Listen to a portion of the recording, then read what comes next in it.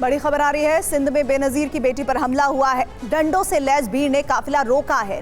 नहर परियोजना के खिलाफ था धरना और आसफा जरदारी का काफिला इस वक्त सुरक्षित होने की भी खबर आ रही है। आसफा को सुरक्षित जगह निकाला गया है।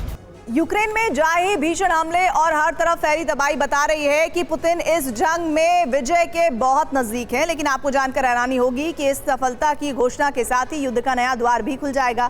ये द्वार होगा यूरोप, जहां रूस के साथ टकराना शुरू हो चुका है और इस टकराव में ट्रंप भी यूरोप के साथ खड़े हैं। आखिर कहां हुआ है टकराव और कैसे मिल रहा है जंग का विस्तार? त्वरित एक्शन के तहत अमेरिका ने पोलैंड वायुसेना को बारूद सप्लाई की मंजूरी दे दी है। इस सप्लाई डील के तहत पोलैंड वायुसेना को 1400 GBU-39 प्रिसिशन बम की डिलीवरी पोलैंड को होगी और इसके एवज में पोलैंड $180 मिलियन यानी 15 अरब रुपए से ज्यादा राशि प्रदान करेगा। इसके अलावा अमेरिका ने पोलैंड को उपकरण, ट्रेनिंग और सहायता देने का ऐलान कर दिया है। रूस के बढ़ते कदम को रोकने के लिए फ्रांस ने जो कदम उठाया उसने रूस को जंग के लिए उकसा दिया है। फ्रांस से निकला डिप्यू डी लोम खुफिया पोत और इस समय बाल्टिक सागर के रास्ते फिनलैंड के हेलेंस्की पोर्ट पर पहुंच चुका है और ये पोत रूस के हर हरकत की न सिर्फ निगरानी कर रहा है बल्कि रूस के एक्शन को रोकने की कोशिश भी कर रहा है।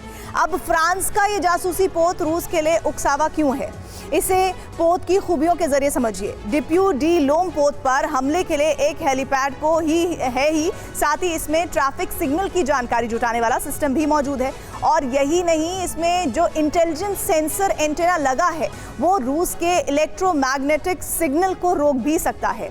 यही नहीं, इसका कम्युनिकेशन इंटरसेप्टर रूस के खुफिया मैसेजेस भी कैप्चर कर सकता है। यहाँ तक कि इसमें जो सैटेलाइट इंटरसेप्टर लगा है वो रूस के सैटेलाइट को इंटरसेप्ट कर सकता है, जबकि कम्युनिकेशन रडार रूसी पायलट्स के लिए क्षेत्र में संकट खड़ा करता है। इनके अलावा इसका ट्रांसमिशन एंटेना हर फ्रीक्वेंसी को कैप्चर कर सकता है।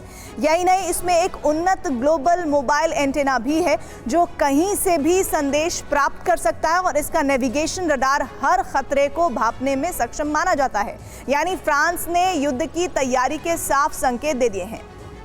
दरअसल पोलैंड का दावा है कि उसने रूस के Su-24 बॉम्बर को युद्धाभ्यास करने से रोका है।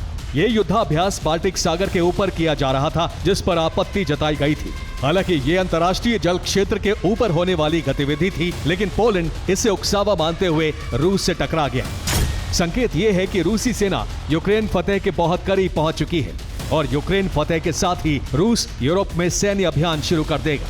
दरअसल रूस की सीमा पर नेटो ने लाइव मिलिट्री ड्रिल शुरू की है। इस ड्रिल के जरिए जर्मन और ब्रिटिश सेना रूस की सीमा के करीब पहुंच गई है। दावे के तहत फिनलैंड के एक एयरबेस से टोही ड्रोन का टेस्ट भी होने जा रहा है। टोही ड्रोन का ये टेस्ट जून के महीने में होगा। इसमें RQ-4D ड्रोन लॉन्च किया जाएगा।